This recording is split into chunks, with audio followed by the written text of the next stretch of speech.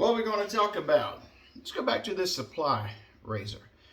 All right, the sleeve slides down, so you got to make sure it's up just from use and everything. And you notice that when you go to put it back into the stand, it'll, be snug, or if you pull it out. So anyway, I think we might actually try to use this today. Let's see here. All right. Now, I think I want to try out, again, the, oh, here it is. Year of the Tiger Shave Soap. Let me clean this up real quick and give this a really good scrubbing and lathering. Let's get to town. To wet the face here. Take what's left, go in. I'm digging in a little bit of muscle there, making a mess. I like it. I like to get past all, get down to the good stuff. I want that stickiness on my brush. All right. Good for mopping the floor with, I guess. All right, looking good. Lather it up.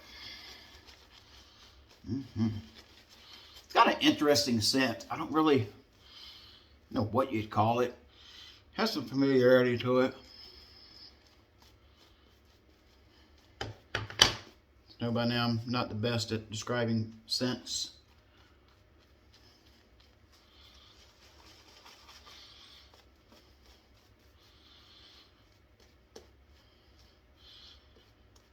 I'm finding, I got to work this soap a little bit more, but when I do find it, nice and rewarding, no problems with it, whatever. What's interesting though is, interesting is the right word, but I do like is the maker of this soap was recently sending out a like a survey to people asking what they like in soaps, what they don't like, stuff like that, which I love. Innovation where a maker is collecting feedback to see what people like or don't like or anything else. And I understand that, how difficult that can be for some people to hear that what they put out is not the best, or could have improvement, I guess is the best way to say that. So I mean, being an artist, and man, that's a lot of it takes a lot of humility, and I admire these guys out here busting it and doing it and everything, because they're taking, like, what I mean by that is, you may make the fragrance that's your most favorite fragrance or whatever, you love everything about it, and you send it out, and somebody's like, I don't like it, or I had a reaction or whatever. And to be able to swallow that, and to make adaptations or take that into consideration and see what can be done about it. I mean, that's pretty admirable, to say the least. But what did I say I was going to do here? So what I'm going to do, I want to, what we call, let the soap bloom for a little bit. So I'm going to get the water on top of that. I'm going to let that sit for a while. And what I'm trying to do is soften that top layer a little bit more. Now this isn't going anywhere. It's actually working just fine. I really don't want to do a shave with this. Oh, it feels good.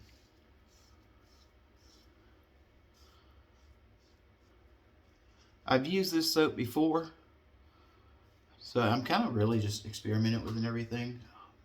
Feels good. But I have a brand new soap that I haven't shaved with that I'm going to be shaving with later, so that's why I'm not really looking forward to. That's why I'm not going to do a full shave with it. And turn up the level on this thing a wee bit. What are we on? We're on 6. Oh, golly, it's wide open. Okay. Oh, yeah. All right. Maybe I had the wrong angle, so I'm kind of going like this. All right. So, supply touches your skin. Yeah, there we go. It's hard to do against the grain. Yeah, you get used to it. Man, like, all right, so if supply touches my skin, why do they make the freaking handle so far out? Why not make it more designed like this? You know what I mean? Curve that in a little bit. I'm curious. Supply, answer that question. I want to know. So I think that's probably bloomed enough. So I'm going to take that pot liquor, dump it off. Some people pour it into the brush, which I think is a pretty cool idea because you're almost getting like a soapy substrate in there. Oh yeah, you almost have like this film on there. All right, this is gonna be good. There it is. Yep, I like it. Now, I am not a fan of samples, only because I don't think you get the same experience. Even if you do smash it and press it down into a lathering bowl, what have you, I don't know, I feel like it's not the same. Really not. Now, samples are cool. Maybe, you know, sometimes you pick up a little bit of a scent. I think you more find out what you don't like. If something's got really like, whoa, I don't like that scent at all. It's good for that. And they're also great for traveling. Even if you do have to press them down or what have you. I mean, you can use, you know, paper cups in the paper coffee cups in the hotel. Where do you stay? Hotel room. Good grief. I'm losing my mind.